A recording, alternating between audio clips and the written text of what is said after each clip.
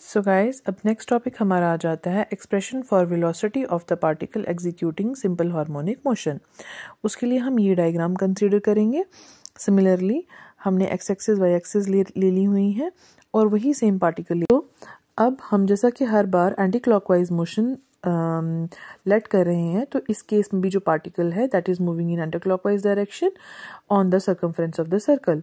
Fine. And now हमने जो ये एंगल ले रखा है, जैसा कि हमने यहाँ पे देखा डिस्प्लेसमेंट में, it is a combination of initial angle epoch and a final और सम एंगुलर डिस्प्लेसमेंट। तो यहाँ पे भी हमारा एंगल जो है phi naught plus omega t हो जाता है। देन हम क्या कर रहे हैं कि हम इस पी पॉइंट के ऊपर सबसे पहले हमने वेलोसिटी वेक्टर ड्रॉ कर लिया है। वेलोसिटी वेक्टर जो है that acts along the radius perpendicular in a direction perpendicular to the radius of the circle. So ये आपका v वेक्टर का डायरेक्शन है। एंड हमने देखा है प्रीवियस यूनिफॉर्म सर्कुलर मोशन के चैप्टर में कि velocity which is equals to angular velocity into r। Now हम इस वेलोसिटी वेक्टर को दो कंपोनेंट्स में रिजॉल्व कर लेंगे। एक आ जाएगा इसका v साइन थीटा और एक आ जाएगा इसका v cos theta.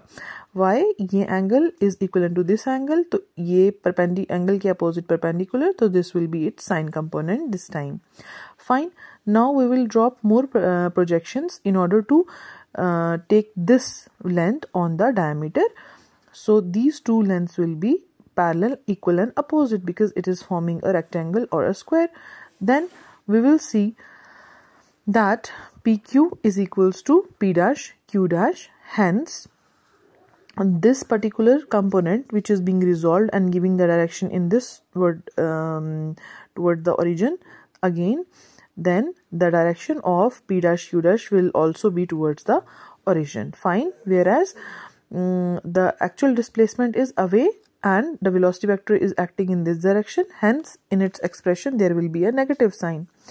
Now, let us find out the value of this P dash Q dash, which will be given by instantaneous velocity और the projection of velocity of the reference particle P, जो कि हमने यहाँ ले रखी है, which is P dash Q dash again, and both of these are equal.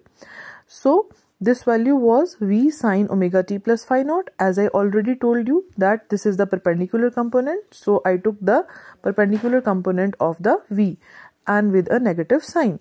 Now we will put the value of v, which is equals to omega into r.